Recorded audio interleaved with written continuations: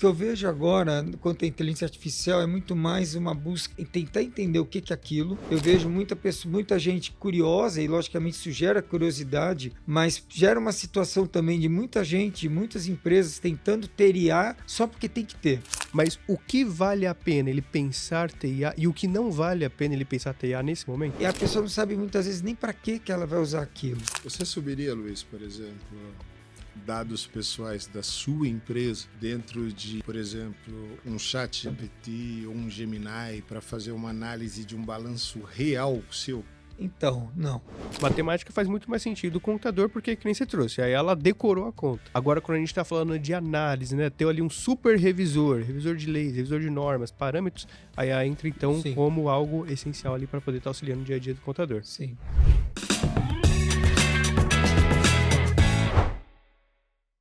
Bora, contador, está no ar o nosso Contabiliando, episódio 3.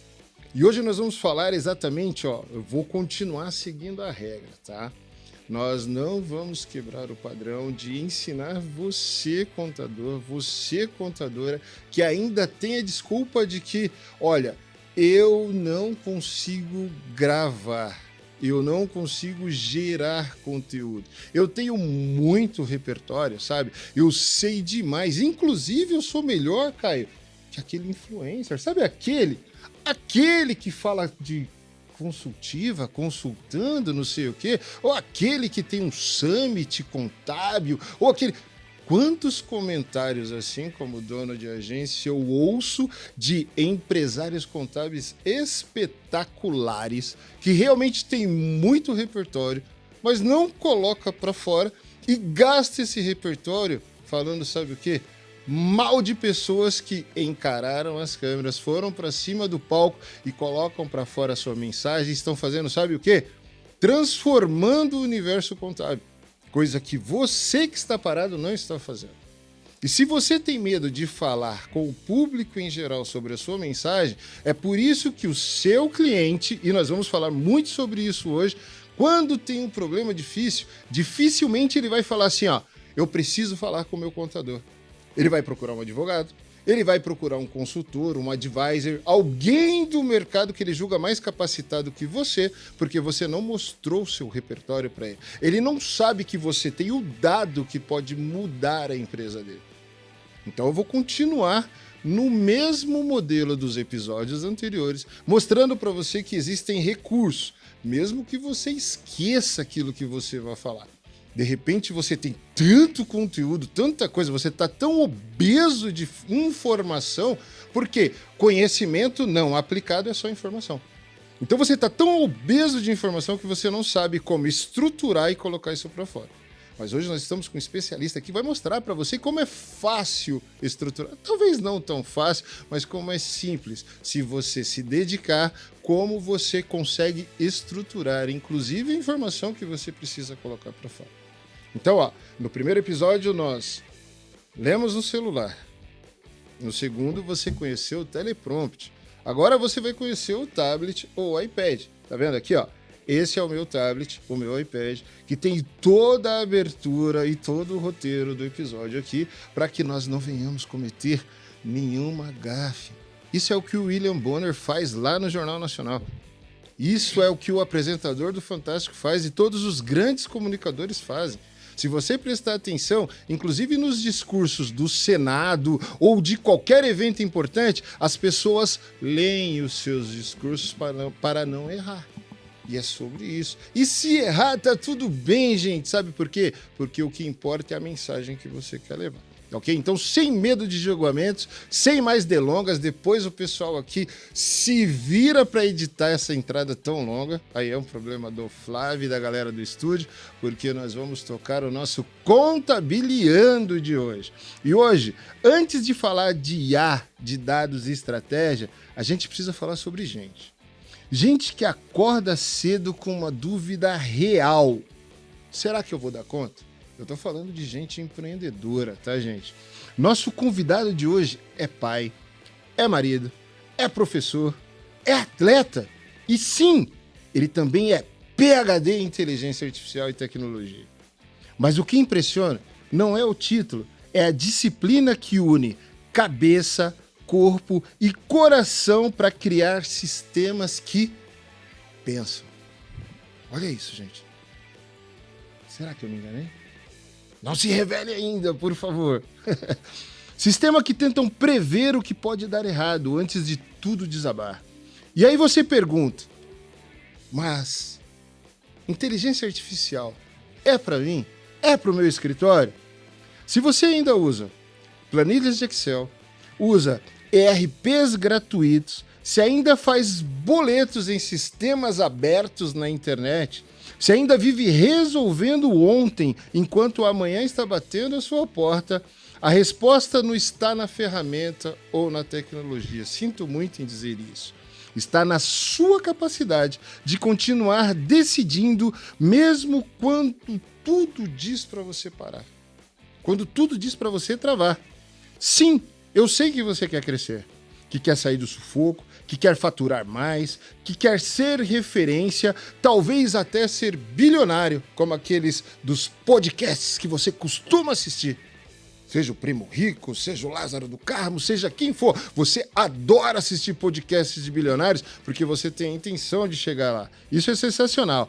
Mas antes disso, eu tenho certeza que você quer clareza, que você quer respeito, que você quer estratégia. Tudo isso sem arrogância, porque você não aguenta mais os empreendedores de palco. É para isso que nasceu o Contabiliando, um podcast que não fala de IA para quem gosta de palco. Não, esse não é o nosso propósito. Ele fala de IA para quem está no chão de fábrica da contabilidade, para quem está no chão de fábrica da empresa, para quem acorda às 5 da manhã preocupado que tem folha de pagamento para pagar e está com saldo negativo na conta. É para você que nós queremos falar. Para quem sonha alto, mas ainda precisa estar no operacional da empresa, quando todo mundo diz que você deveria estar no estratégico. E eu também digo, você deveria estar no estratégico, eu deveria estar no estratégico, todos nós deveríamos estar no estratégico. Afinal, enquanto nós estamos operacionalizando, quem está fazendo a nossa empresa crescer? Mas sem mais delongas, eu quero apresentar o nosso convidado. Já apresentei um pouquinho, mas vou falar mais. Nosso convidado de hoje não veio falar sobre... Nosso convidado de hoje não veio ensinar sobre IA. Veio mostrar o que as inteligências artificiais revelam sobre quem comanda, quem decide e quem foge de decisões estratégicas à frente de sua empresa. Luiz Tavares é PhD em Inteligência Artificial, CTO da Contibank, mentor de líderes, professor e criador do Navigator AI, a plataforma que hoje transforma dados contábeis em decisões reais nas mãos de contadores do país inteiro. Mas Luiz também é Iron Man. É isso mesmo, pessoal, ele é atleta, já falei lá atrás. Porque ele acredita que uma mente que quer ir longe precisa de um corpo que aguenta o tranco e de um propósito que segura a onda o tempo inteiro. Ele já aplicou IA em 3 mundos que o contador vive, mesmo sem sequer perceber. Por exemplo, no mundo das telecoms, onde criou sistemas de auditoria com IA para encontrar fraudes em milhões de dados. Será que isso tem a ver com contabilidade? Por exemplo, contabilidade não é só lançar, né? A contabilidade, ela precisa prever, ela tem uma série de coisas que ela precisa auditar, inclusive. Ele aplicou também no varejo, onde mapeou o comportamento de consumo, aplicou pricing preditivo. Ele aplicou também no varejo, onde aplicou pricing preditivo. O cliente mente com a boca, né, contador? Mas entrega tudo onde? Nos dados, no fluxo de caixa mal gerido, no balanço, no DRE. Eu, como seu cliente, posso falar que a minha empresa está perfeita, mas quando você analisa os meus dados, o que os meus dados estão contando sobre ela? É sobre isso, né? E ele aplica também em finanças e contabilidade, como o Navigator, que ajuda empresas e contadores a prever inadimplência, gerar crédito com inteligência e parar de decidir no escuro. Ele é o cara que pensa com exatidão, mas sente com humanidade. E hoje no Contabiliando, ele é a nossa lente da realidade. Ele é o cara que vai mostrar a inteligência artificial como espelho da nossa real capacidade. Seja muito bem-vindo, Luiz Tavares. Obrigado, Alex. Obrigado pelo convite. Fico lisonjeado por suas palavras. Eu acredito que hoje o mundo está em uma transformação enorme. Nós temos uma situação onde vivemos uma nova era. Eu acredito que as pessoas elas não têm ideia ainda do que isso vai se transformar. Nós temos uma situação de mundo que vem sendo transformado. Eu brinco sempre desde 2017, que tem um estudo que foi feito, um lançamento de uma tecnologia que foi gerada pelo pessoal do Google e que mudou completamente o mundo. Do mesmo jeito que os primeiros computadores pessoais acabaram com as máquinas de escrever, eu acredito que eu sou do tempo que eu aprendi, fiz curso de datilografia, né? Aquela coisa incrível, né? Aquela máquina, e que depois de 8 anos, 9 anos, não existia mais quase nenhuma indústria. O ChatGPT tem 2 anos e pouco. Então, o mundo está sendo transformado, provavelmente daqui a 5, daqui a 10 anos, o mundo será completamente diferente. E aí vai transformar isso tudo de uma forma impressionante.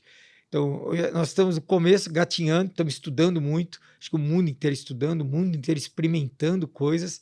Tem coisas que toda semana tem uma nova invenção, um novo software, um novo aplicativo, um novo jeito de fazer a coisa, e todos imaginando o que vem depois.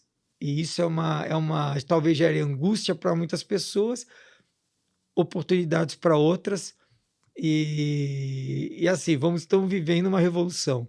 Show de bola, Luiz, show de bola. Antes de apresentar o nosso querido Caio, que todos já conhecem, e antes de me apresentar, afinal, né? Deixa eu já me apresentar, né, gente? Eu sou Alex de Paulo, sou diretor estratégico do Grupo DPG, sou o fundador da empresa, e você, contador, já está cansado de saber sobre mim. Caio, se apresenta, por gentileza. Olá, meu nome é Caio Roberto, sou diretor de processos do Grupo DPG e CEO da Intelexia. Show! E Luiz, é assim, ó, vamos começar de uma forma bem leve, bem tranquila, tá? Você já correu Ironman? Nadou, pedalou, correu horas, levou seu corpo ao limite. Mas hoje você lidera um sistema que corre dentro das empresas. É como se fizesse o Ironman dentro das empresas, tentando evitar colapsos invisíveis. Me diz com sinceridade, Luiz, é mais difícil cruzar a linha de chegada ou explicar overfitting para o empresário que só quer saber se vai pagar a DAS essa semana? Acho que é mais difícil explicar o overfitting, né? O interessante de você fazer o esporte, provavelmente esporte de endurance, é que você realmente vai você vai aprendendo um pouco mais sobre limites e um pouco mais sobre resistência, né? Das coisas que você tem que se preocupar para que você consiga atingir objetivos, né? Você não é uma situação que você pode buscar erros, porque qualquer erro pode ser fatal e você pode não terminar a prova. Teve alguns eventos que eu não terminei ou por erro meu, ou por erro de equipamento, mas a mesma coisa acontece em sistemas de tecnologia. Você tem muitos sistemas em que você, às vezes, tenta fazer ou com muitos dados, ou com muito mais informação do que você consegue processar, e depois você não consegue, é difícil você explicar para o empresário por que você não está rodando, e outras você consegue, ou de maneira muito rasa, e você não dá a informação necessária. Uma das coisas que aconteceu no CountBank com o Navigator é que o Navigator, inicialmente, nós tínhamos um volume de dados enorme, nós estávamos começando, e nosso volume foi cada vez maior, porque cada vez mais teve agentes entrando, contadores entrando na nossa proposta de empresa, nossa proposta de valor, e com isso foi aumentando a nossa capacidade, nossa condição de ter mais dados para processamento.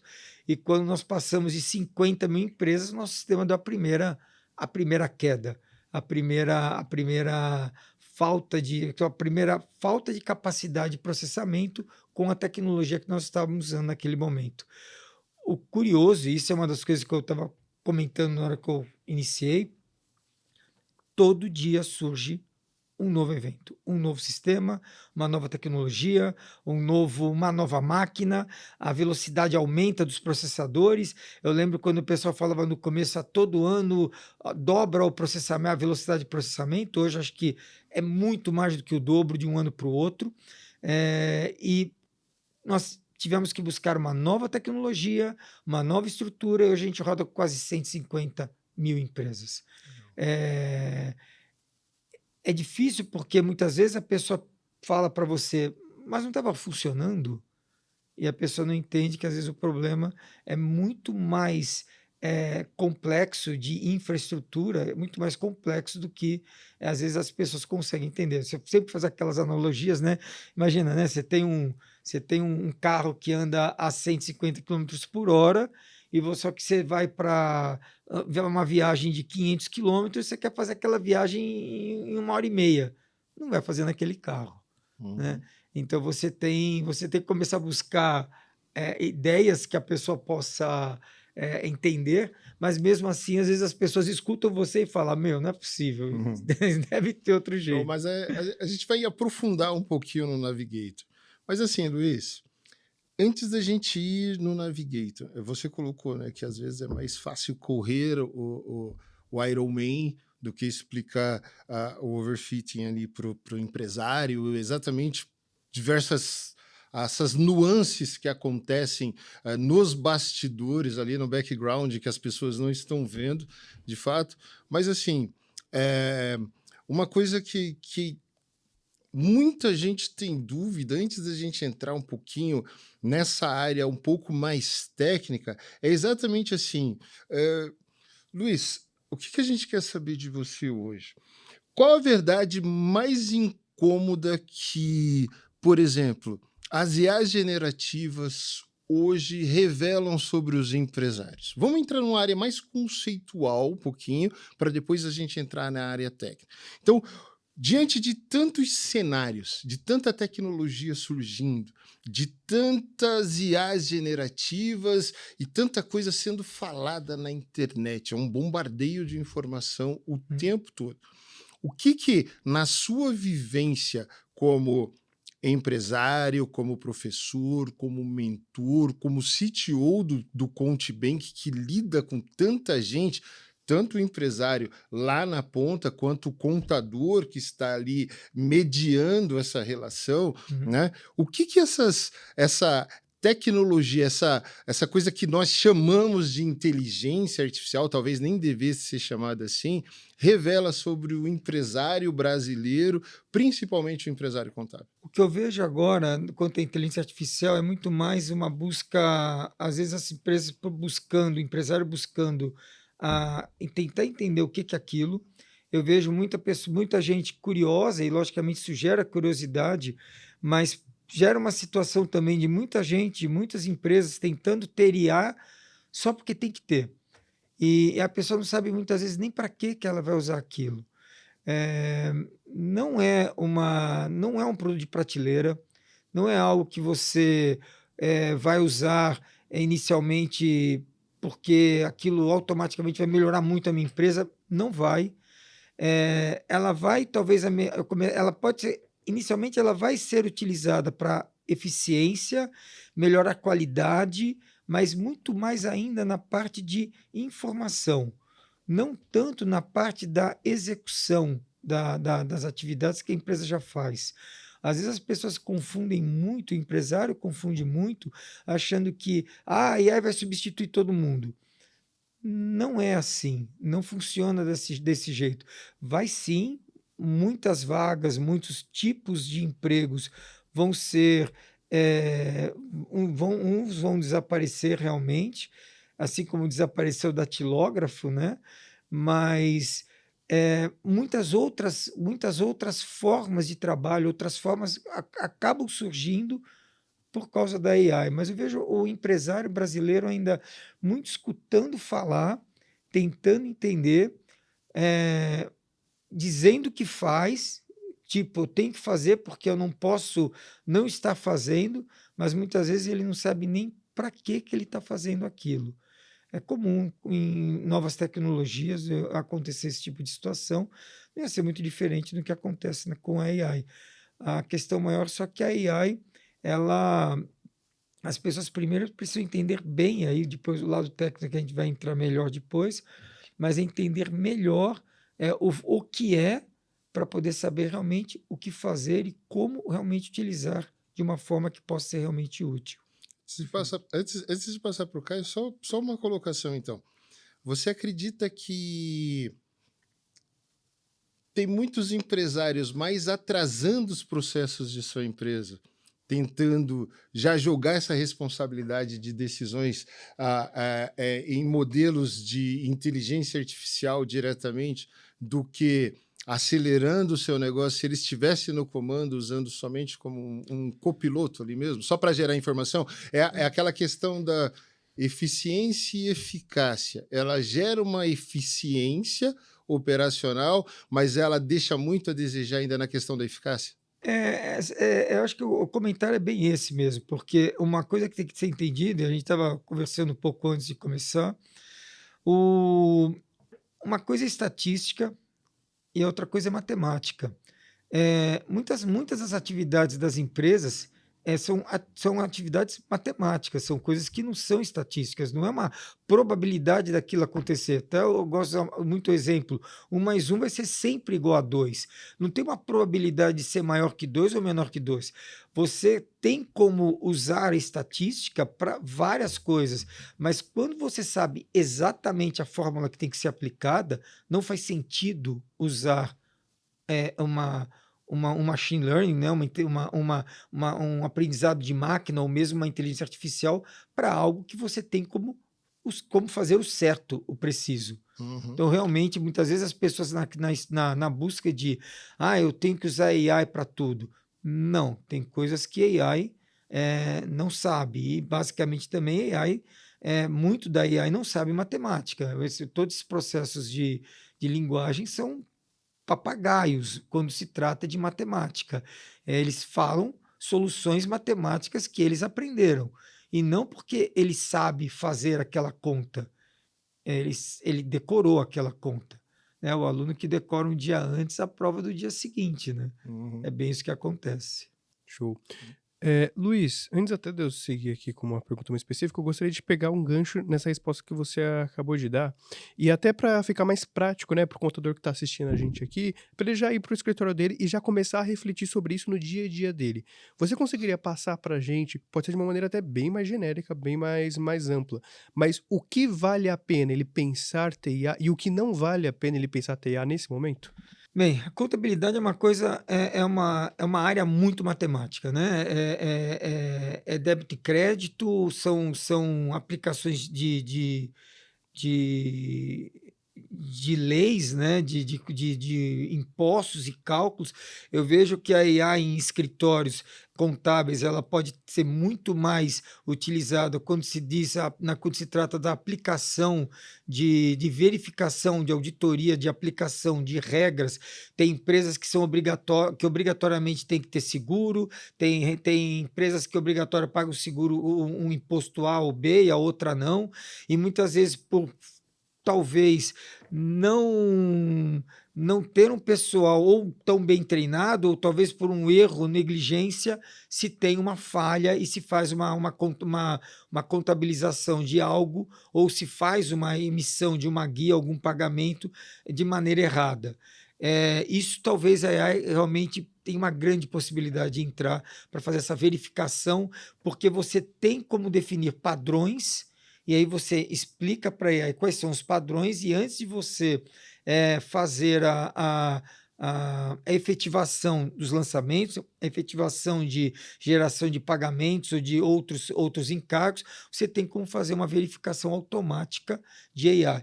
Mas não seria o caso de fazer um sistema que fizesse isso?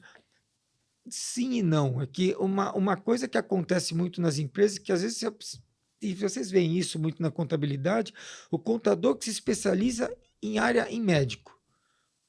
O cara só tem médico como cliente.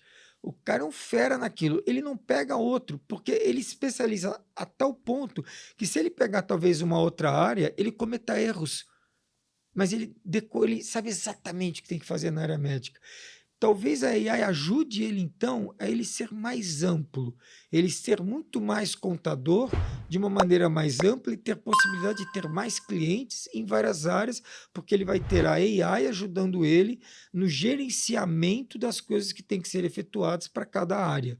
Ele não vai precisar ter especialistas em cada área. Normalmente, hoje, ele tem alguns especialistas que especializam demais numa área só, mas ele possa ter a AI especializada e você poder ser uma pessoa que controle melhor mais de uma área, por exemplo. Eu acho que isso é uma possibilidade grande para o contador. E outra, que é a parte de análise realmente de balanço, de previsão, de predição de futuro, de ele olhar se o cliente tem o fluxo de caixa do cliente realmente é bom ou ruim, quer dizer, ele consegue começar a ter uma predição, que é uma das coisas que o Navigator caminha para isso também. Se a gente entregar também para esse contador uma possibilidade de ele ser mais consultivo com uma ferramenta que vai ajudá-lo, totalmente AI, porque a questão e que é um outro ponto também de que AI também tem que ser analisado, é o volume de treinamento que você tem que ter. Normalmente o contador trabalha com 100, 150 empresas, um escritório menor, e tem escritórios lá que trabalham 120 empresas mais ou menos, só que a gente tem uma base com quase 150 mil, né? Então, eu consigo ter uma base de treinamento para uma AI, e a minha AI vai ser muito mais preparada do que se ele treinar somente com 100. Então, o contador tem que entender que ele tem que buscar na AI bases que possam ajudá-lo a ter mais informações, e que é uma coisa que acontece em várias outras áreas. É uma situação que começa a ser buscada na contabilidade. É uma das coisas que o Contibank, por exemplo, está fazendo.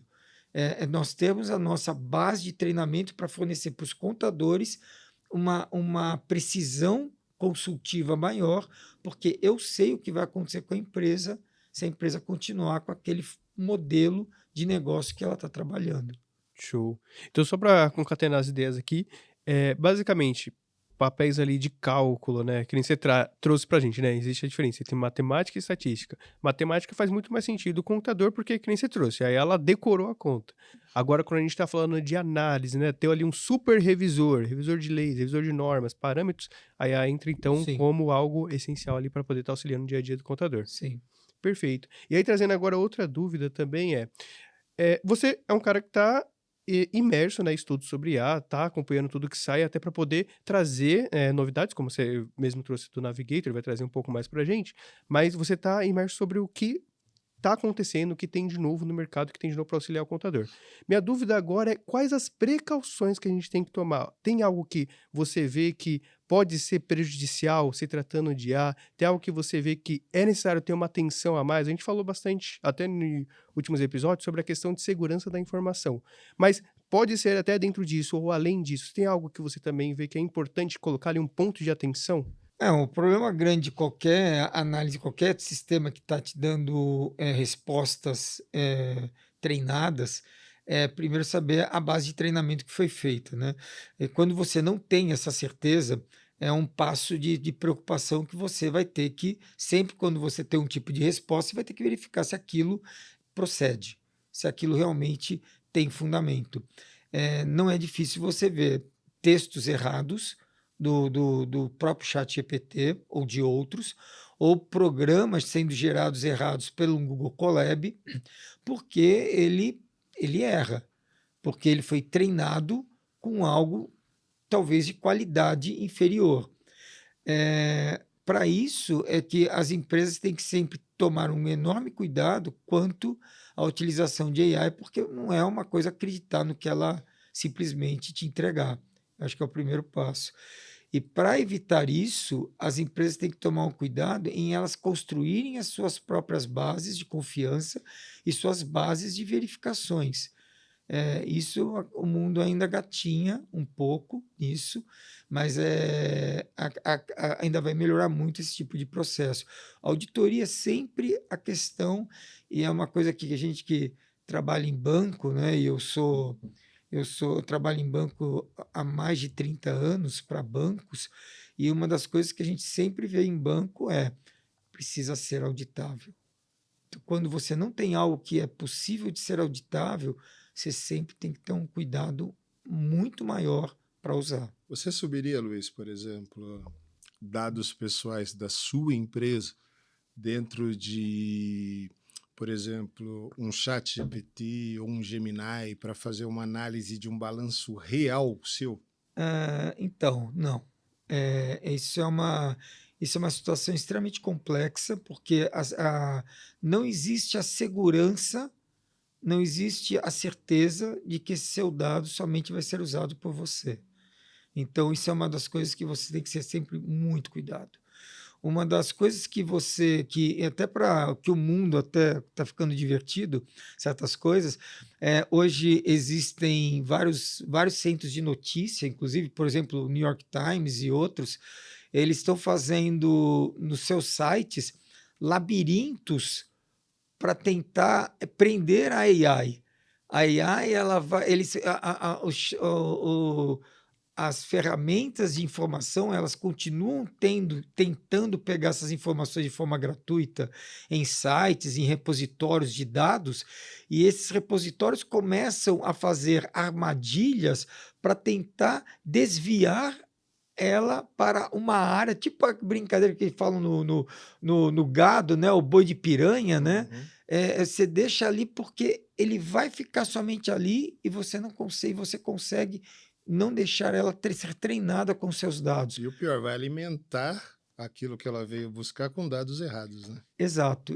É bem interessante isso. É curioso, quando eu comecei a ver esse tipo de coisa acontecer, São os você fica processos assim, de curadoria. vai começar uma brincadeira de gato e rato, né? Mas que é um problema, né? Algumas semanas atrás nós falávamos, o pessoal brincava da história de fazer sua foto ficar como o desenho do estilo do japonês e tal, e todo mundo brincou com aquilo. Aí começou a ética, o direito autoral, e é um problema. É um problema. Do mesmo jeito que a AI faz um desenho igual a um artista, porque ele foi na base do artista e carregou, se você carregar seus dados, ela pode passar seus dados para outras empresas. Mesmo você pagando, mesmo a OpenAI dando a opção de você flegar ou não, de você deixar suas análises e os seus modelos, seus agentes treináveis só na sua base, para não treinar as demais bases de agentes que ela tem comercializado ali, para treinar novos modelos como 4O, 4.1 e etc. A gente usa muito a OpenAI porque é a mais falada, né? Mas assim, todas elas têm bases e modelos que elas colocam lá claramente. Quando você faz uma assinatura, você tem a opção de deixar aberto ou deixar fechado. Ou você treinar grupos de agentes para que você mantenha aquilo na sua base. Mas, na realidade, você está usando o builder dele, você está usando a estrutura de instruções deles. Então, você acredita que isso ainda não traz segurança alguma, mesmo estando lá no contrato que você assina com eles? Então, quando você está trabalhando com a gente e o dado da sua empresa, está dentro da sua empresa, e ele está usando somente o engine, o mecanismo da OpenAI, ou do Gemini, ou do Llama, seja qual que for, você tem como bloquear o acesso. Uma das coisas que você não pode fazer é simplesmente colocar na OpenAI. Isso não pode. Você guardar e ter o agente como intermediário entre a OpenAI e a sua base é prudente. Uma das coisas que você normalmente se faz muito hoje é você já entrar então numa outra área, que é fazer um RAG, que é uma opção de você fazer um treinamento interno. Você usa a sua base para as respostas internas. Nenhuma outra ferramenta de inteligência artificial aberta consegue ver isso, porque você treinou internamente e você passa a usá-la somente realmente para fazer a parte do lado humanizado da conversa. Isso é mais seguro. Encriptação é importante, mesmo assim isso é mais seguro do que você simplesmente usar eles. Porém, uma das coisas que você sempre tem que analisar com isso, ou que é o outro lado da moeda é quanto custa. Porque quanto mais informação você treina na sua casa, mais infraestrutura você vai ter que seja sua. Porque também não adianta nada você sonhar que você vai treinar numa infraestrutura de terceiros, uma informação tão importante, e achar que essa informação está 100% segura nessa infraestrutura. As infraestruturas de nuvem são muito seguras, porém, sempre tem um risco. É uma coisa só para desmistificar um pouquinho, Caio. Então vamos parar para pensar.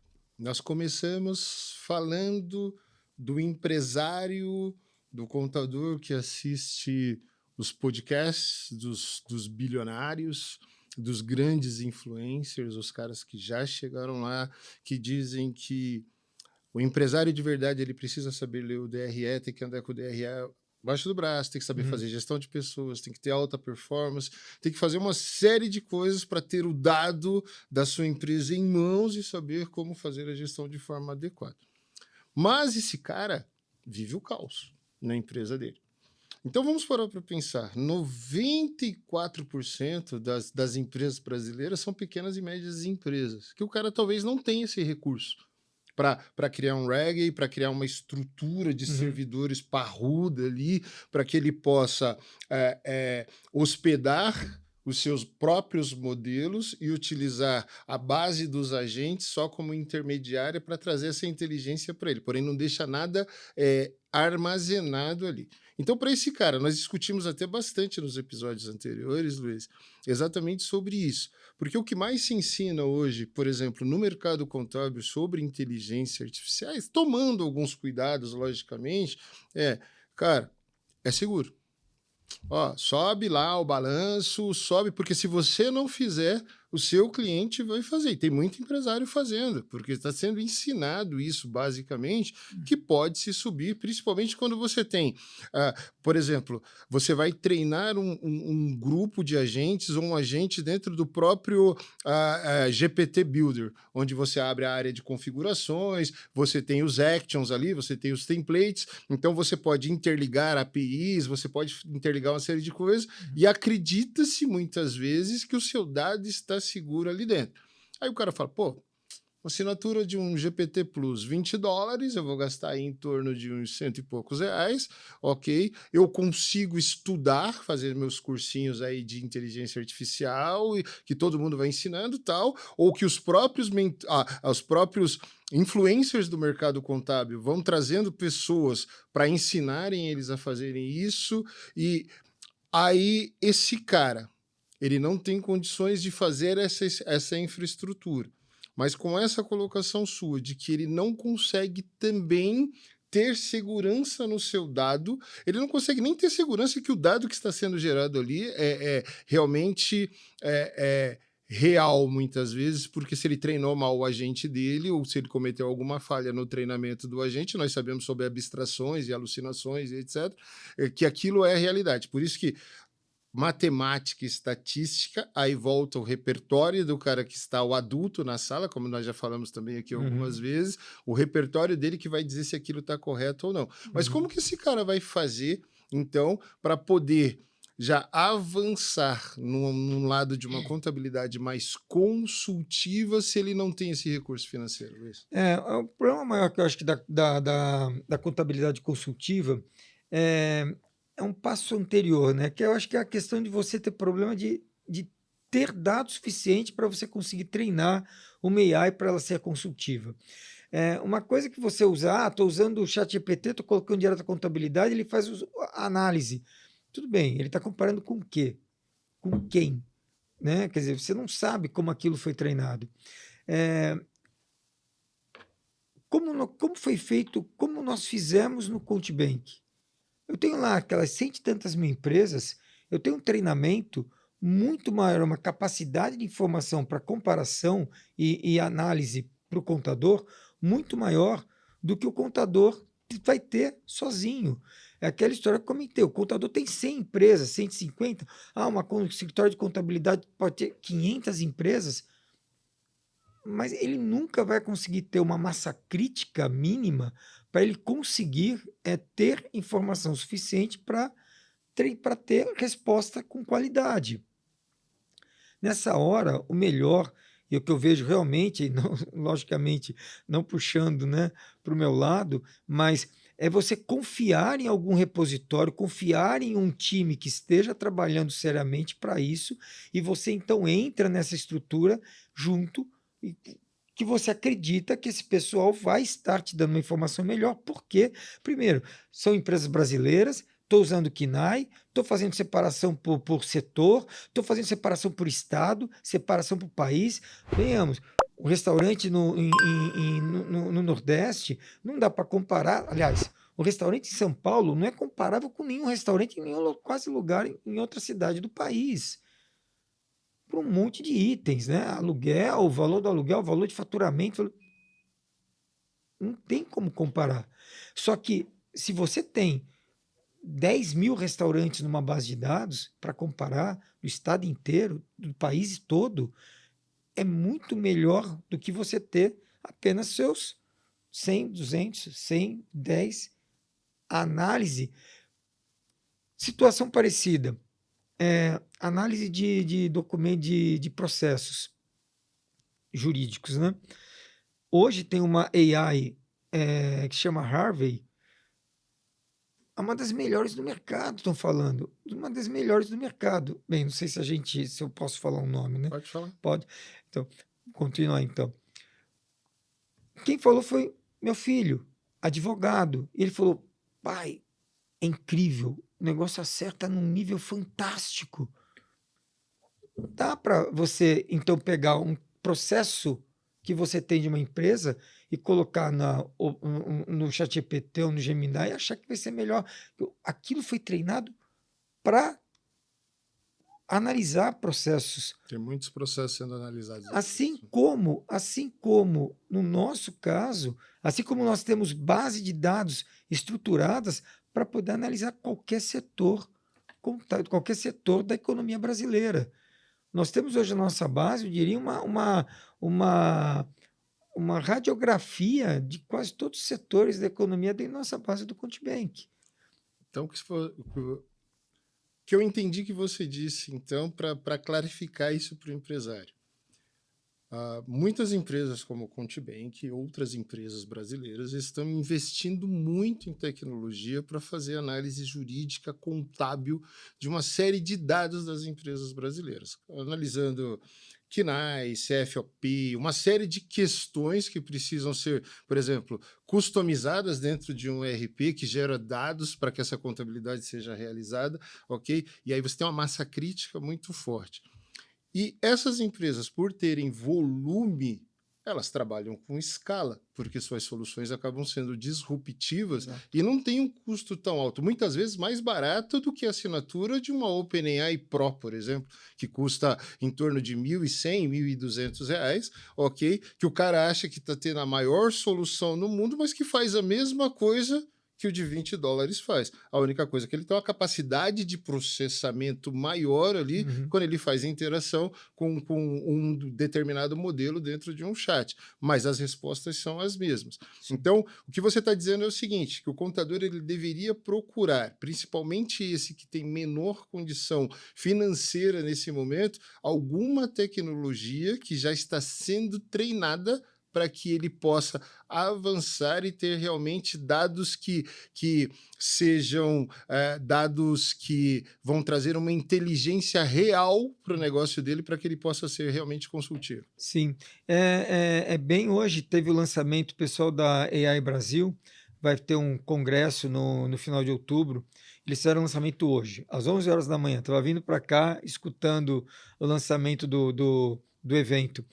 E uma das coisas que eles falaram nesse lançamento do evento foi justamente falar que é a união que vai fazer a gente chegar mais longe e mais rápido também. Muitas vezes o pessoal fala assim, eles falaram essa frase hoje, sozinho você vai mais rápido, mas junto você vai mais longe. Mas no caso da AI, juntos nós vamos mais longe e mais rápidos. Nós tem que unir. Você sozinho, não vai conseguir mover, não vai conseguir andar no terreno da AI sozinho. Não dá. É impossível. Você tem que saber, e uma coisa também que tem que entender é muita gente tentando, é muita gente trabalhando, é muita gente criando novas ferramentas, e você tem que entender qual a ferramenta que realmente está atendendo você e se engajar naquela ferramenta. Os 1.000 e tantos agentes que nós temos, 1.000 e tantos contadores, escritórios pequenos e médios que vão no ContBank, hoje eles têm o acesso à informação do Navigator de uma forma em que sozinho eles nunca teriam. E assim, mas eu sou o melhor ou pior? Tipo, não importa. O que eu estou dizendo é, procure alguém que esteja fazendo algo que você, unindo forças, você vai fazer algo melhor junto. E você vai ter um fruto melhor para você também. Porque não adianta. As bases de treinamentos. No meu doutorado foi em cima da base, com os dados, muitos dos dados treinados. Eu usei muita informação das empresas do ContBank, tudo anonimizado, que é uma proteção enorme, a gente não tem esses dados expostos. E uma das coisas que eu fiz foi treinar imagens com os dados contábeis. Quando eu criei para um setor de varejo, eu criei 14 mil imagens. Eram 14 mil meses de contabilidade de mais de 4, 5 mil empresas. Para conseguir ter um treinamento sólido, preciso e que conseguisse entregar algo de valor. Quer dizer, sozinho, me diz qual é a contabilidade que vai ter do ramo de varejo, dos 27 estados da federação, 10 mil empresas. Não existe. Só que sem isso, você não tem uma qualidade de dados boa. Então, a AI, e por que o ChatGPT é tão sensacional? Eles treinaram com 3,7 trilhões, 3,7 trilhões de dados. Por isso que aquilo é incrível. Mas o ChatGPT é como o antibiótico de alto espectro. Ele tenta matar tudo que é bactéria que tem no teu corpo. O que a gente está fazendo no ContBank e que outras estão fazendo, como lá essa outra, a Harvey, como outros estão fazendo, é criar o antibiótico específico para aquele problema. Então, o que você tem que procurar agora não é pegar o genérico. O genérico você vai ter para o seu genérico, para você brincar, para você poder escrever sua carta, melhorar seu texto. Mandar um e-mail. Mandar seu e-mail, cuidado com o e-mail também, porque ele está aprendendo também, né? Mas agora, o específico é que vai entregar para você algo de realmente valor e que vai realmente acrescentar qualidade no seu trabalho. E sempre lembrando, né, Luiz? Uma coisa que a gente sempre fala aqui é que qualquer uma dessas IAs generativas, elas têm muita informação, mas depende muito de quem faz o input. Exato. Porque se você não souber fazer o input, o output é terrível, entendeu? Então nós costumamos dizer que ela é uma criança de 5 anos. Um estagiário mal treinado. Fora o viés. Nós falamos muito dessa questão do viés. Inclusive, se o seu input for enviesado, ela vai dar a resposta que você quer. Porque ela nunca vai contrariar você. Né? E tem o viés do dono, né? Tem o viés da OpenAI, tem o viés do DeepSeek. Temos isso agora com o Elon Musk, né? Tem o viés do Grok.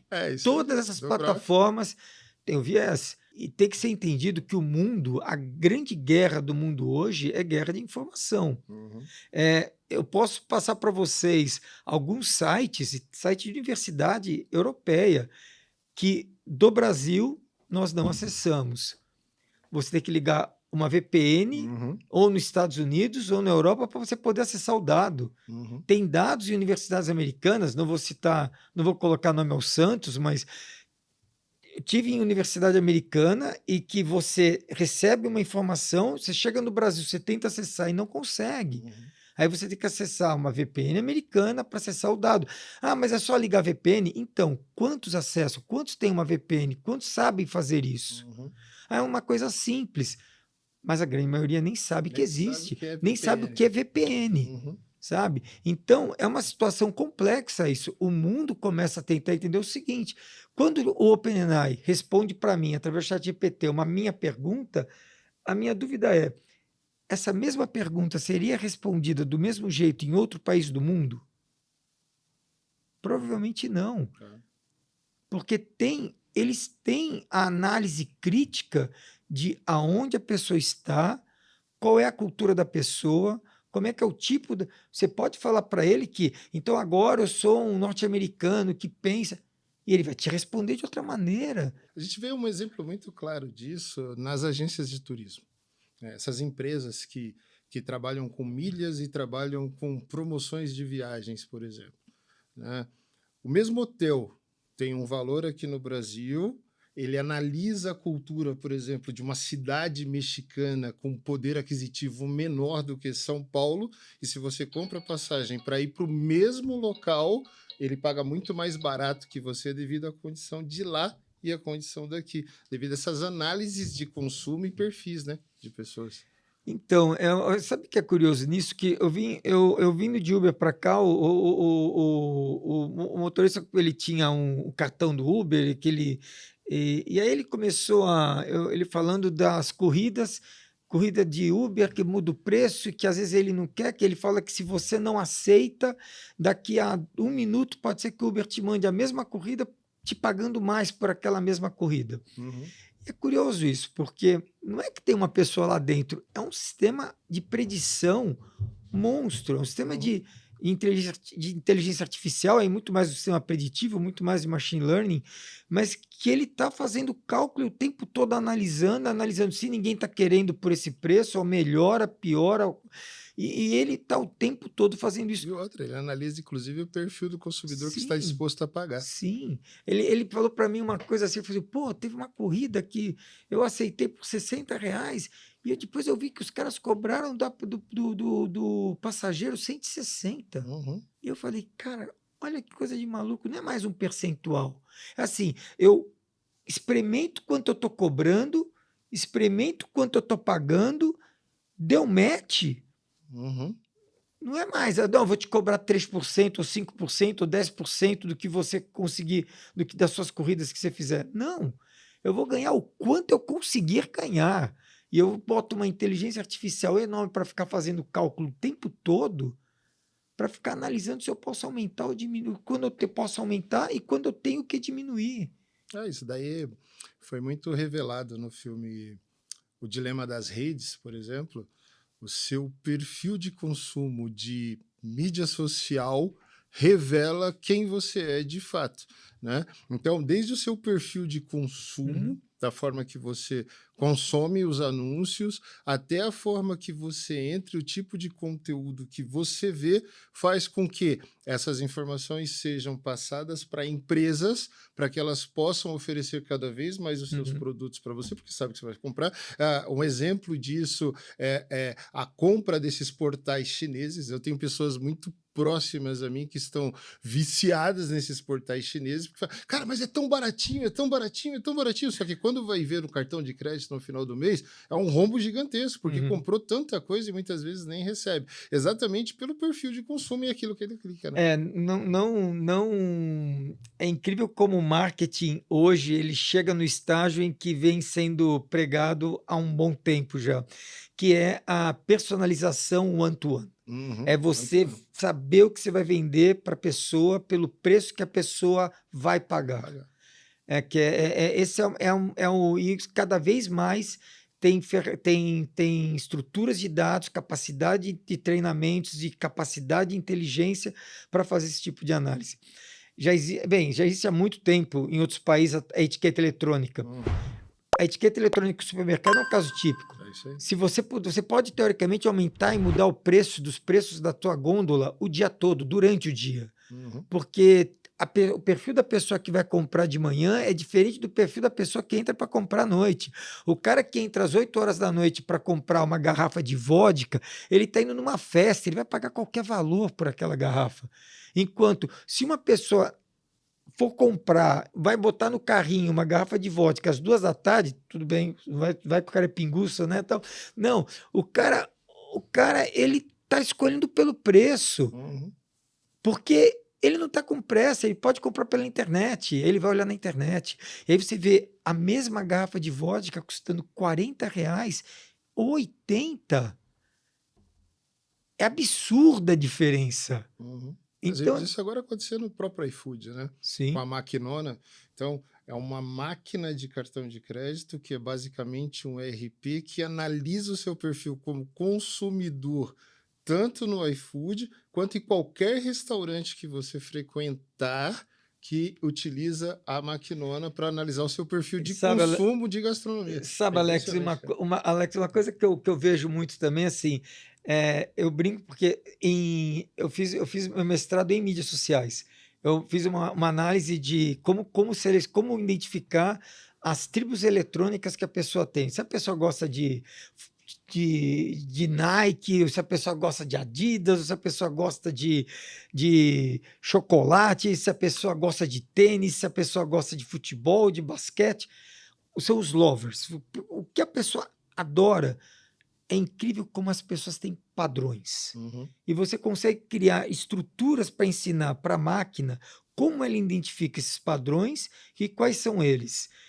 E aí você começa rapidamente, você identifica tudo que a pessoa gosta. Uhum. É incrível como a pessoa se entrega na mídia social.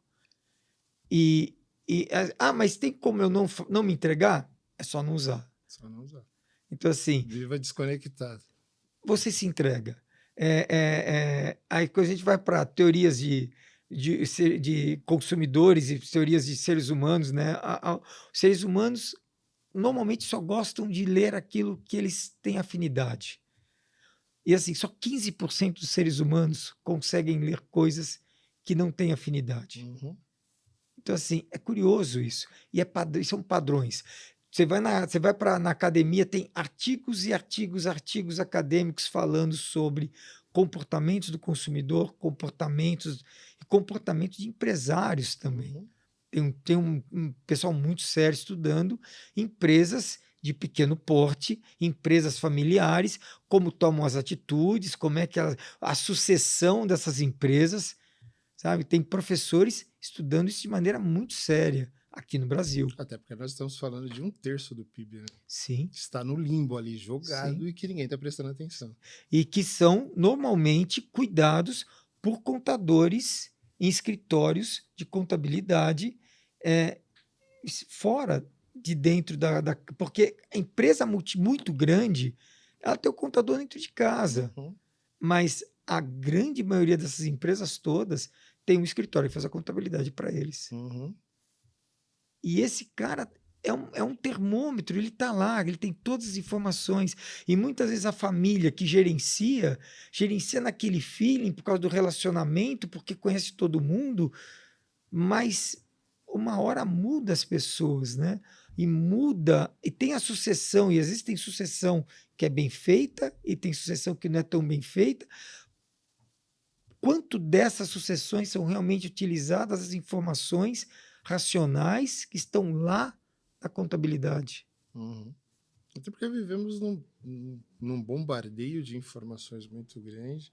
E se formos analisar o perfil do empresário da pequena e média empresa brasileira, é o cara que basicamente abandona a família para empreender. Uhum. E os filhos crescem sem querer fazer sucessão. Sim. Então eles crescem como herdeiros. Até porque o cara nem lembra de trazer esse filho para dentro do negócio, muitas vezes, porque é aquela coisa, eu não pude estudar, eu preciso pagar os estudos do meu filho. Então o que eu faço? Eu pago os estudos, mas mantenho longe dos negócios. Quando eu quero aproximar dos negócios, ele olhou a minha vida e fala, eu não quero ter a sua vida. Esse é um grande dilema das empresas. Mas isso traz uma outra situação, Luiz, voltando para o campo das IAs. Por exemplo, é uma discussão muito grande que tem global a respeito disso, que nós estamos falando sobre o viés, né? E quanto mais informação minha eu coloco ali dentro, mais eu estou exposto. Uhum. Né? E estou exposto a toda essa tecnologia, por quê? Porque todas estão acessando a mesma base de dados. E todas estão fazendo o quê? Me manipulando muitas vezes para que eu ache que eu tomei minhas próprias decisões e, na realidade, eu não tomei decisão nenhuma. O que você pensa desse dilema? Por exemplo, quanto mais informação eu coloco minha, porque é assim, né? Uma coisa até que o nosso convidado anterior falou, o Estevão, ele falou com muita propriedade. Ele falou, cara, eu sou um livro aberto, eu quero mais é que saibam sobre mim. Mas ele faz isso de forma consciente. Até porque ele falou, cara, eu tenho preguiça de pensar. Então, quanto mais sugestões as IAs me trazem ou sistemas me trazem, mais eu me divirto, porque eu penso e assim, ela parece que adivinha as minhas vontades. É super legal. Mas e o cara que não quer estar exposto? Mas que nem sabe que está sujeito a esse nível de exposição. O que você pensa desse dilema? Porque quando eu uso a rede social, eu estou exposto. Quando eu tenho um aparelhinho como esse aqui da Apple, eu estou exposto. Né? Falamos sobre algo agora, daqui a pouco aparece tudo para nós, anúncios, uma série de coisas. Qualquer aparelho eletrônico hoje, você vê que sistemas de cybersecurity como Norton, Avast e muitos outros mais robustos até, eles oferecem proteção na câmera, proteção no microfone, proteção no e-mail, proteção anti-track para ninguém saber como que é o seu perfil de navegação, as VPNs que ninguém imagina. Esses dias a minha esposa estranhou, né? Porque como eu trabalho com o marketing da empresa, eu tenho acesso ao Instagram dela também para fazer algumas análises junto com o Isaac, e eu acessei e ela falou, o que você está fazendo na Virgínia?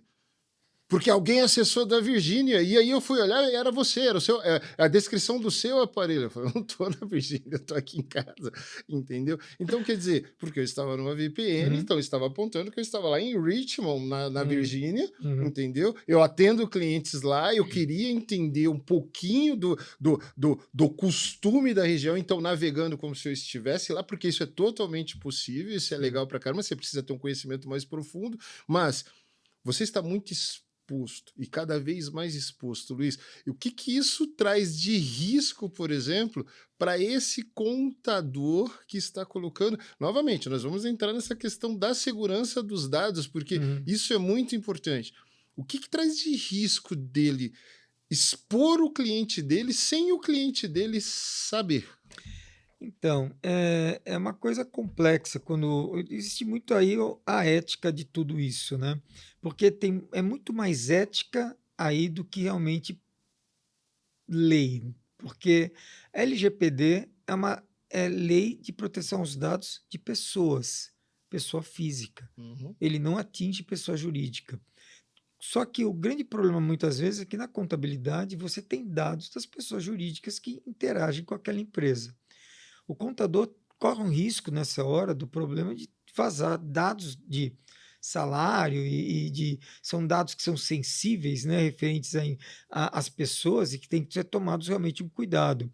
Mas o dado da empresa em si, ela não é algo que possa dizer, não, é sigiloso. Porque, não, mas a minha empresa é limitada, eu não quero que meus dados sejam expostos. O contador ele tem como evitar? Então, ele tem como evitar se ele souber aonde esses dados e por onde esses dados estão passando.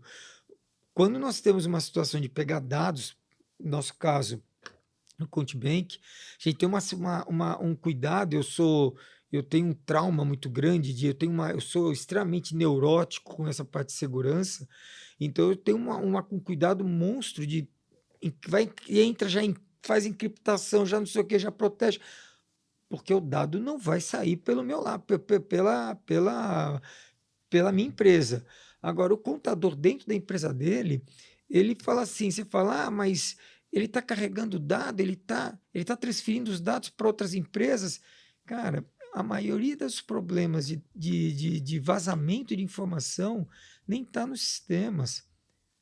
Então, assim, são pessoas que trabalham dentro do escritório dele, que pode colocar um pendrive, porque aí você fala, pô, mas aí você vai levar a neurose a um nível. Então, Mas eu não vejo como neurose, Luiz, porque ó, você trouxe um ponto importante. A LGPD ela protege dados de pessoa física, ok? Só que por trás do CNPJ tem um empresário, que é uma pessoa física, que recebe, por exemplo, distribuição de lucros ou uhum, prolabore através da pessoa jurídica, ok? E esses dados da pessoa física estão expostos dentro do balanço, por exemplo. sim. Entendeu? Então, de qualquer forma, eu não estou expondo os dados somente da pessoa jurídica. E aqui eu nem estou falando sobre sistemas. Né? Porque os sistemas a gente sabe que tem algumas camadas de proteção e etc. Então, o Navigator tem camadas de proteção, o OMIE tem camadas de proteção, os ERPs em geral têm camadas de Sim. proteção, e tem uma série de coisas. Agora, a grande questão que é a discussão do momento, inclusive eu participei de uma palestra na Abramerc e eu achei muito interessante porque a ideia era se acabar com o anúncio patrocinado. E por que se acabar com o anúncio patrocinado? Pela questão do remarketing ser muito invasivo.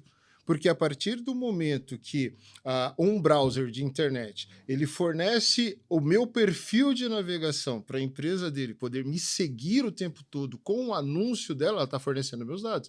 Então ela está ferindo a LGPD. Sim. Concorda comigo? Porque ela está oferecendo, por exemplo, o meu e-mail, ela está oferecendo o meu perfil de mídia social, ela está oferecendo uma série de coisas. Então, no remarketing, como especialista de marketing, uma das coisas que a gente mais aproveita é, olha, Luiz, eu vou fazer o cara chegar no seu blog ou chegar no seu canal do YouTube, a partir de qualquer conteúdo seu que ele acessar, ele vai ver um anúncio meu lá no Instagram, vai ver um anúncio seu lá no Instagram, ele vai ser seguido durante uma semana. Então, a grande discussão foi essa, e aí tinha os prós e os contras ali, que ficavam, né, ponto e contraponto, mas aí você acaba com o marketing no Brasil, você acaba com a publicidade no mundo, porque o YouTube está ameaçando sair de país. Então, foi uma discussão muito até acalorada, porque é um pessoal assim mais profundo mesmo, mais estudioso, que gosta desse tipo de discussão.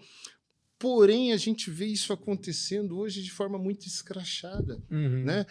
Por exemplo, não se tem o cuidado de, como você falou, eu subi 14 mil imagens, mas eu tive cuidado de ocultar os dados, de encriptar dados, principalmente dados de CNPJ, dados de CPFs e uma série de coisas para não expor o meu potencial cliente a riscos de vazamento de dados. Sim. Mas não é o que a gente vê acontecendo no geral. Né? O que a gente mais via acontecendo no geral são planos de negócio subindo, né? Então eu tenho a ideia da minha cabeça que é sensacional para o próximo ano do meu grupo. O que eu faço? Subo o plano de negócio, aí daqui a pouco eu vejo que alguém foi lá e, pô, cara, mas aquela ideia, tudo bem, não existe ideia original, mas hoje em dia eu não consigo mais acreditar nessa questão da ideia original. Mas se tem, por exemplo, defesa de teses através de estudo, como o Navigator foi criado, que foi a sua tese de doutorado, né? E a partir daí nasce um sistema espetacular. Mas imagina hoje você trabalhando essa tese, né, dentro de uma IA aberta, onde você simplesmente, daqui a pouco você visse alguém criando algo igual. Por quê? Porque na resposta enviesada, muitas vezes, de quem sabe fazer um input muito semelhante ao seu, entendeu? Se vem o tipo de modelagem de negócios, vamos colocar assim, no output, se eu estou trabalhando uma modelagem de negócio, igual o que você colocou lá dentro. Sim. Porque, como nós falamos no começo, elas vão aprendendo com todo mundo. E a partir do momento que você coloca o seu input lá dentro e eu coloco o meu input que ele é parecido, por correlação ele vai trazer modelos semelhantes. Não pode, simplesmente, realmente, esse tipo de coisa não pode subir. Você tem que saber que, por exemplo, no caso do Navigator, para você ter uma ideia, eu desenvolvia ele das 4 às 8 da manhã todo dia, durante uns 4, 5 meses. E eu desenvolvia isso na estrutura fechada da máquina que nós tínhamos dentro do pessoal da Databricks. E eu desenvolvi o programa sozinho, porque eu não queria ter mais ninguém usando aquilo a não ser eu. Até porque eu tinha que testar, eu tinha que defender depois aquilo tudo, eu tinha que saber exatamente o que estava feito. Então, eu fiz todas as linhas, né? Então, assim, é o que você acabou de falar, porque eu não ia abrir para ninguém o que eu estava fazendo. Depois que está publicado, Aí está publicado, está exposto no mundo. Mas até a publicação, eu não poderia correr o risco de ter, de repente, alguém no mundo que tivesse uma possibilidade de ter mais tempo do que eu para aquilo e fazer mais rápido, Uhum, e entregar primeiro. uhum, É a história do a patente ela é válida só depois que ela está registrada, que uhum. iniciou o registro. Se você contou para outro antes de você registrar, Quase morreu. que compor uma música postando no YouTube, né? É, morreu, não tem mais. Então, realmente, essa história da segurança e a ética, principalmente, o contador tendo certas informações que tem na base de dados, tem que ter um cuidado muito maior, e é muito maior mesmo em saber para onde esse dado está indo e como esse dado está sendo usado. É difícil porque a transparência é muito. É muito difícil de você ver. Não tem transparência em nenhum processo da OpenAI. Não tem transparência nenhum de Psique, Google, não tem transparência. Uhum, Agora, eles também fazem coisas que são muito além do que eles precisariam estar fazendo. uhum. Você tem situações muito interessantes de repositórios e mais repositórios hoje sendo disponibilizados de maneira gratuita para o mundo inteiro, principalmente no Hugging Face, que pode ser utilizado, que é uma coisa incrível. Quer dizer, você pensar que tem uma base lá treinada para medicina, para análise de dados de radiografia, 15 milhões de imagens, Uhum. que a Microsoft, o Google, tal, disponibilizou. Puxa, mas eles são bonzinhos? Então, o que eles fazem nesse momento é abre para o mundo o que a gente já fez até agora, para ver se alguém no mundo faz uma coisa mais legal ainda, ou desenvolve algum outro produto que vai carregar a gente junto e que vai. Como, por exemplo, um aplicativozinho da própria Microsoft que analisa uma mancha e determina se aquilo é um carcinoma, se Sim, aquilo sem sim, você precisar sim. ter que passar por um exame muito Exatamente essa base da Microsoft está disponível no Hugging Face. legal. E assim, Pronto, agora, ajuda o open source é, nesse processo. tudo open source. Então, assim, agora, o que o empresariado tem que entender daqui para frente é aonde você está. Por exemplo, o Facebook toma postura de open source. O Ian LeCun, que é o vice-presidente da inteligência artificial, é o inventor da CNN, da rede neural convolucional, desde 1978, isso. Esse cara é 100% código aberto. Então, o Facebook é código aberto. O banco de dados vetorial que o Facebook usa está disponível gratuitamente para qualquer um usar.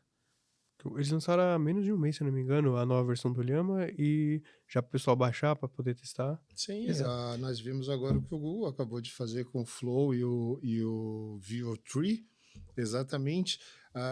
Tá todo mundo criando vídeo com base em frames. Sim. Né? As pessoas têm uma certa dificuldade de escrever, então eles abriram aquela questão dos frames, você sobe uma série de fotos, como se fazia desenho animado antigamente, Sim. entendeu? E se cria-se vídeos espetaculares, né? E com aquilo ela vai enriquecendo a base de dados dela cada vez mais. Né? E o outro ponto é as empresas que vão estar fechadas.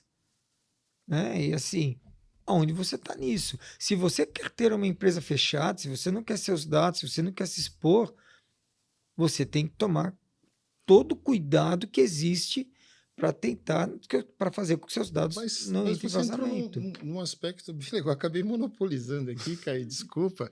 É que nós entramos num nível que assim. Eu estou procurando explorar bastante, Luiz, nesse sentido, porque é um lado do empresário que dói bastante. Por exemplo, você acabou de colocar uma coisa. Se eu quiser ser uma empresa fechada, que não compartilha dados, que não compartilha. Será que eu vou sobreviver fora de um ecossistema como o Contibank, por exemplo? Porque olha a riqueza de dados que se tem entre eu ter 1.000 empresas de contabilidade ali dentro de vamos colocar assim, um clube fechado, ok? Onde cada um tem uma média de 100, 200 clientes. Então, olha o nível de exponencialidade que isso gera 100, 150, 200 mil empresas gerando dados para trazer um nível de inteligência e fazer com que se rompa e traga um nível de disrupção de dados muito maior do que uma empresa simplesmente fechada com seus próprios engenheiros. Nem todo mundo tem um Luiz lá dentro capaz de escrever um Navigator. Como Mas, você Alex, faz isso? mas, Alex, aí tem que entender o seguinte: mesmo no caso do Navigator, eu tenho toda a informação, mas não significa que a empresa A vai ver os dados da empresa B. Uhum. O que eu estou fazendo no Navigator eu estou treinando o meu sistema inteiro, o meu sistema todo está treinado para comparar você com o seu Não, mercado. mas E eu sobre estudei o isso. mercado. E esse é o ponto. Dados Aí, estatísticos, né? exato. E aí a empresa tem que entender o seguinte: o quanto isso é bom para ela também. Não é bom para ela saber que, puxa, no setor, nesse mercado que eu estou, eu pago mais, eu tenho uma folha de pagamento mais cara do que os outros. Pô, por que eu tô com a folha de pagamento Por mais que cara? nessa região eu estou pagando um aluguel mais caro do que o meu concorrente? Aonde que eu tô errando? Por que que eu não consigo por que que eu não... Aí o cara começa a entender o seguinte: caramba, por isso que eu não tenho tanto Por que que o lucro. cara no meu setor está aproveitando créditos e eu não consigo acreditar? Por que ele paga imposto Por que que menor o meu que eu? setor está crescendo e eu não estou crescendo? Show de bola. E aí ele consegue ver. Isso traz pra gente até um destaque para uma frase que você trouxe até no início desse podcast, que é justamente aquilo, o contexto, né? A nossa base de dados, que você falou que hoje muitas empresas estão caminhando nesse sentido, mas eu acho que é um ponto que a gente pode até colocar como destaque aqui para o contador pensar e refletir sobre isso pro dia a dia. Qual que está sendo a sua base de dados? Da onde você está pegando essas informações? Elas são confiáveis? Não são? Eu acho que isso auxilia muito e também vai totalmente de encontro com a proposta do Navigator. Sim. É aquilo que você acabou de trazer. Os dados da empresa A não estão disponíveis para a empresa B, mas influenciam a qualidade da resposta Sim. que a empresa B vai ter ali ao utilizar o sistema. Exatamente. Sua frase é extremamente feliz. A história de influenciar a resposta, porque realmente a máquina está respondendo porque ela aprendeu com 10 mil empresas. Então, assim, e é uma situação estatística, assim, se você está fazendo alguma coisa diferente do que todo o setor está fazendo, se for para melhor, ótimo. Você está bem na foto. Agora, se for para pior, cara, Não é bom ser isolado nesse sentido. não é bom ser isolado nesse sentido. Show de bola. Luiz, e aproveitando um pouquinho, agora nós dissemos que teríamos um lado mais filosófico, mais de discussão, mas que entraríamos numa parte mais técnica. Então, nós falamos bastante do Navigator, a sua tese de doutorado e etc. Mas, Luiz, de onde nasceu a ideia do Navigator? Qual o problema que você viu acontecer no mercado? Você já trabalha com bancos há 30 anos, então você lida com diversos perfis empresariais e até de pessoas físicas empreendedoras há muito tempo. Que dor que só você notou? Você é até pretencioso, talvez outras pessoas tenham notado, mas você resolveu falar assim, ó, a mesma coisa que você acabou de dizer, olha, Microsoft, todas as empresas estão deixando os dados abertos para falar, talvez vocês consigam fazer algo melhor do que eu, né?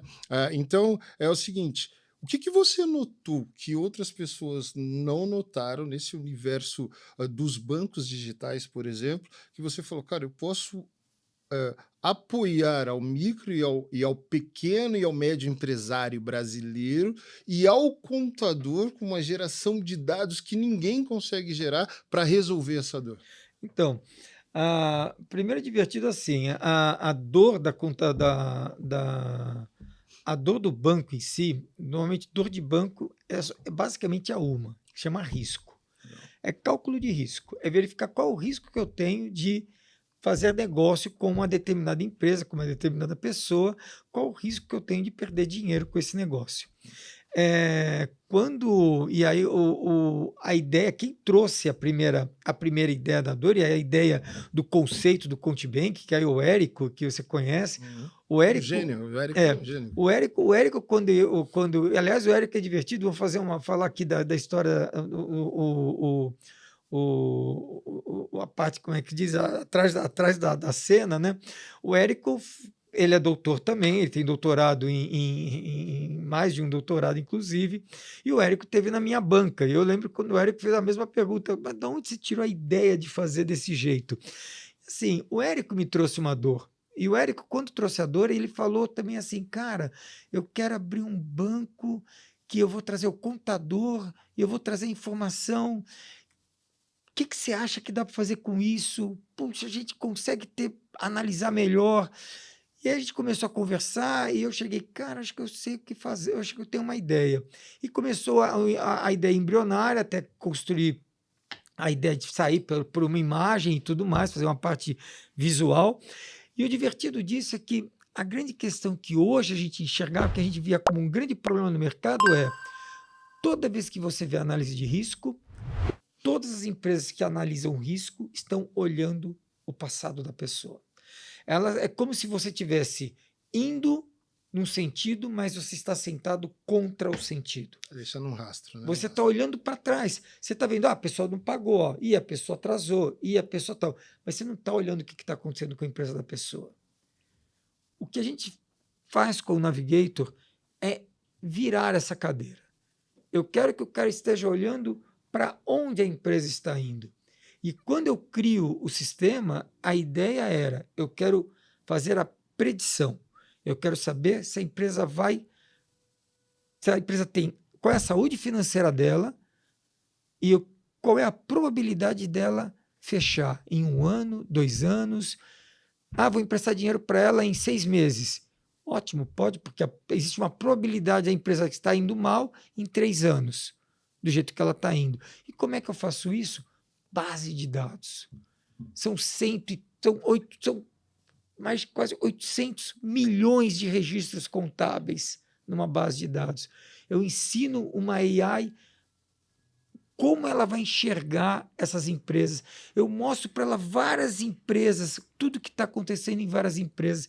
Então, quando eu olho uma foto de uma empresa, eu falo, olha, essa foto dessa empresa é igual às fotos das empresas que tiveram problemas em 6 meses, em 1 ano, em 3 anos, ou que não tiveram problemas tão cedo. E com isso eu consigo fazer o quê? A proposta do Contibank. Eu consigo emprestar num risco menor, com uma taxa melhor para empresas de pequeno e médio porte, que o bancão, que não faz essa análise, não consegue. Eu crio, então, uma inteligência artificial para conseguir fazer com que o meu banco seja mais parceiro da empresa do que simplesmente um cara que está ali para tentar ganhar o máximo, que era a proposta sempre do Contibank, é a nossa proposta. Sabe? Então, a criação do modelo era criar a mesa de crédito que só funciona quando a empresa fatura mais do que, sei lá, quantos milhares centenas de milhares por mês, e que aí o cara vai pegar um empréstimo de 200, 300, 500 mil, aí ele vai para a mesa de crédito, o cara vai dar aquela taxa de juros menor e tudo mais, para aquela empresa que quer 5, 10 mil reais para pagar o 13º, porque eu não consegui fazer a provisão direito, mas eu vou pagar. E aí o cara dá aquelas taxas de 6, 7, 8%. Uhum. Né? Então, e aí cara, eu sei que eu não tenho que ele não me dá risco, porque eu estou olhando ele. Uhum. É quase que um Big Brother, mas para realmente ter certeza de que eu posso fazer melhor para o cliente. E é por isso que a gente fala para o contador, vem, porque não só eu vou conseguir trabalhar melhor, vou ter uma base melhor, você vai me ajudar a melhorar meu dado, mas você vai ser beneficiado, porque você vai ser mais consultivo e você vai ter uma capacidade de ajudar o seu cliente a ter uma empresa melhor. Que legal. Então a gente poderia dizer então que a proposta principal da Contibank são os dados, né? É a informação. Esse é o bem mais valioso, então.